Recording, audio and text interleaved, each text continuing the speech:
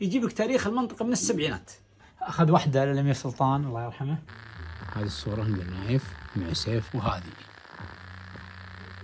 يقول مرة سجنوه ودوه السجن، البوليس لقاه في أطراف الديرة. Which city that was that? This happened to me in Asir. عسير. Yeah. كنت ناوي اجيب جنبيه من نجران بس خفت من المطار وتعرف، لكن اشوى اليوم رحنا في محل العربيه والعود موجود في الشانزليزيه. ما قصر محمد فجبنا له هديه جميله. Aujourd'hui on était à l'Arabie للعود. On a ramené cette. Le parfum en Arabie c'est très très très bon. يقول العطور في المملكة يعني مرة جميلة. عندهم عطورات بأسماء الجبال، وهو يهتم بتضاريس المملكة العربية السعودية وجبالها والصحراء والى آخره، فجبنا شيء اسمه جبل التوباد، وله قصة شهيرة في قصة قيس وليلى.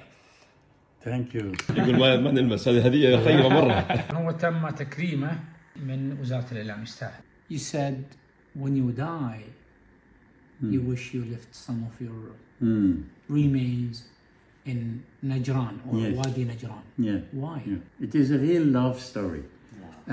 From child, you know, in Europe, we don't know about desert. Okay. We see films, we see pictures, but we dream. When they proposed me to shoot development of Saudi Arabia, I said yes. I had to go to all over the country. But when I came in Najran, I loved this place. Especially there was all this old traditional house. Nice. والناس نعم يستاهلون هالنجران وهالكرم وهالسيرة عطرة. Make a book on Najran.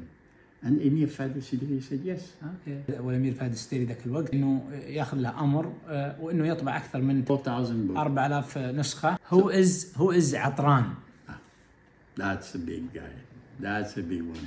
عطران العطران. Yeah. عطران مترجم ودليله، وفي نفس الوقت يسهل الأمور على ذا ويقنع بعض الناس إنه يأخذ له صور. And just the book was not yet finished. I received a call. He was shot into a marriage ceremony. They were dancing, and a machine gun fall on the floor.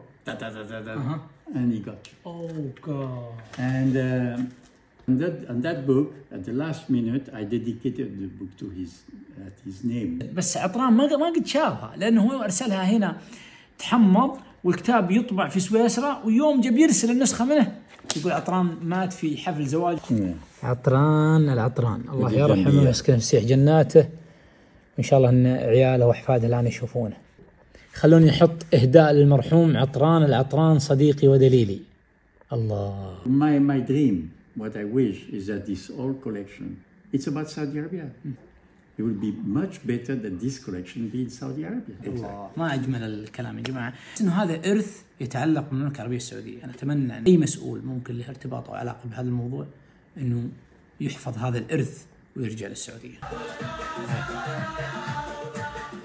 أي والله سرعنا